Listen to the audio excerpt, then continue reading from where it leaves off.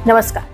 आज की वीडियो ऐसी खबर के बारे में है जिसने इंडिया के पब्लिक हेल्थ सिस्टम को अलर्ट कर दिया।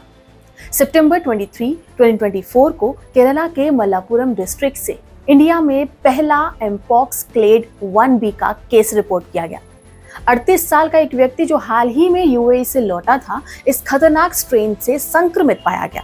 ये केस न सिर्फ केरला बल्कि पूरे भारत के लिए एक बड़ी चेतावनी है। ऐसे में हर एक भारतीय के मन में एक सवाल उठता है कि आखिर ये एमपॉक्स है क्या। देखिए, एमपॉक्स पहले मंकी पॉक्स के नाम से जाना जाता था, जो एक वायरल डिसीज है जो स्मॉल पॉक्स वायरस की फैमिली से जुड़ा हुआ है। इस बीमारी के सिम्टम्स में फीवर, बॉडी रैशेस या लिम्फ नोड्स में स्वेलिंग शामिल है। 2022 में WHO ने इसे एक मेजर पब्लिक हेल्थ कंसर्न के रूप में डिक्लेयर किया था और तब से ये दुनिया के कई हिस्सों में फैल चुका है। इस बीमारी के बारे में और डिटेल से समझे तो ये बीमारी क्लोज कांटेक्ट के जरिए फैलती है, जैसे इन्फेक्टेड पर्सन की स्किन या बॉडी के फ्लूइड या फिर रेस्पिरेटरी ड्रॉपलेट से कांटेक्ट होने पर फैलती है। ये उन लोगों में ज्यादा फैलती है जो बड़े ग्रुप्स में रहते हैं या फिर हेल्थ केयर सेटिंग में काम करते हैं। इस बीमारी के सिम्टम्स में, जैसा कि मैंने पहले बताया, कि फीवर होता है, रैशेस होता है, ब्लिस्टर जैसे कि स्किन जो होती है वो बाद में क्रस्ट बनकर गिरती है। ध्यान रखने वाली बात यह है कि इन्फेक्टेड होने के 1-2 हफ्ते बाद इसके सिम्टम्स लोगों में नजर आते हैं। ग्लोबली एमपॉक्स की सिचुएशन लगातार क्रिटिकल बनी हुई है। WHO के मुताबिक अगस्त 2024 तक 1 लाख से भी ज्यादा केसेस रिपोर्ट हुए हैं, जिनमें 54 डेथ भी शामिल है। खासकर अफ्रीका में ये वायरस तेजी से फैल रहा है। डेमोक्रेटिक रिपब्लिक ऑफ कोंगो में सबसे ज्यादा केसेस रिपोर्ट हुए हैं और अब इंडिया में इस वायरस का आना बहुत ही बड़ी चिंता की बात है। WHO की रिपोर्ट की माने तो नए वेरिएंट को सबसे ज्यादा खतरनाक माना जा रहा है, क्योंकि ये तेजी से फैलता है और इसके केसेस मल्टीपल कंटिनेंट्स में फैल रहे हैं। WHO ने इसे एक public health emergency of international concern declare किया है और साथ ही वैक्सीनेशन और अवेयरनेस के कैंपेन को बढ़ावा देने की सलाह भी दी है। तो ऐसे में सवाल उठता है कि एमपॉक्स जैसी बीमारियां आखिर फैलती क्यों हैं? इसके पीछे कई फैक्टर्स काम करते हैं, जिनमें से कुछ है environmental changes, wild life trade और ह्यूमन एनिमल इंटरैक्शन। जब हम फॉरेस्ट को काटते हैं या इलीगल वाइल्ड लाइफ ट्रेड करते हैं तो हम ह्यूमंस और वायरसेस के बीच में एक नेचुरल बैरियर खत्म कर देते हैं।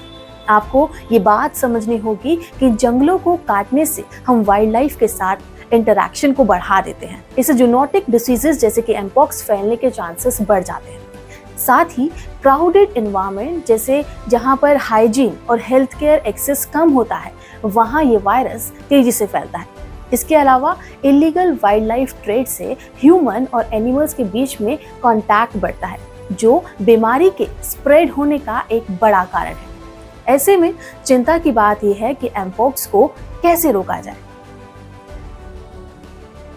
एक्सपर्ट्स बताते हैं कि इसके लिए मल्टी प्रोंग अप्रोच जरूरी है, जिसके लिए सबसे पहले जरूरी है वैक्सीनेशन। जैसे कि स्मॉल पॉक्स वैक्सीन एमपॉक्स के अगेंस्ट इफेक्टिव साबित हुई है, तो WHO और गवर्नमेंट इस वैक्सीन को ज्यादा से ज्यादा डिस्ट्रीब्यूट करने की कोशिश कर रहे हैं। साथ ही जरूरी है कि इन्फेक्टेड लोगों को क्वारंटाइन या उन्हें आइसोलेटेड रखा जाए, ताकि बीमारी आगे किसी और को ना फैले।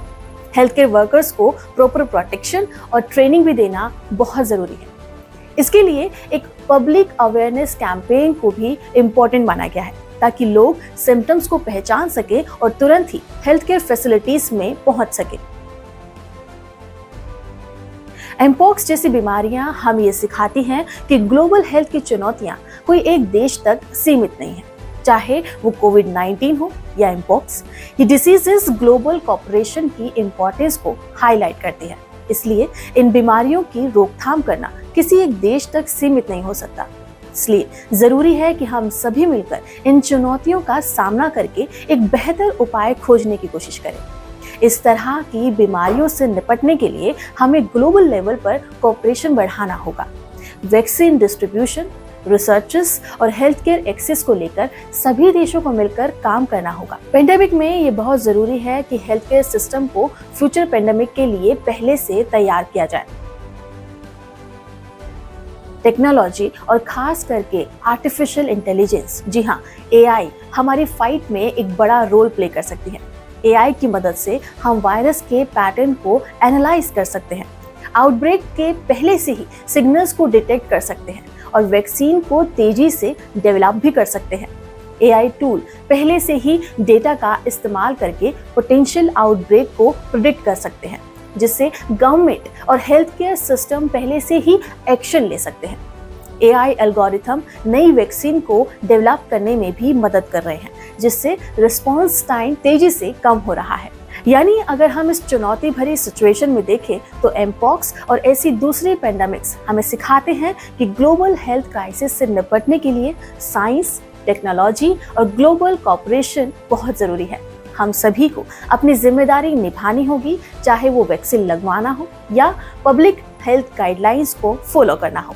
साथ ही एआई और नई टेक्नोलॉजीज का सही इस्तेमाल करके हम फ्यूचर पेंडेमिक्स को पहले से ही रोक सकते हैं। आपका इस पर क्या कहना है, हमें कमेंट बॉक्स में जरूर बताएं। हमारी वीडियो को अपने दोस्तों के साथ शेयर जरूर करें। नमस्कार।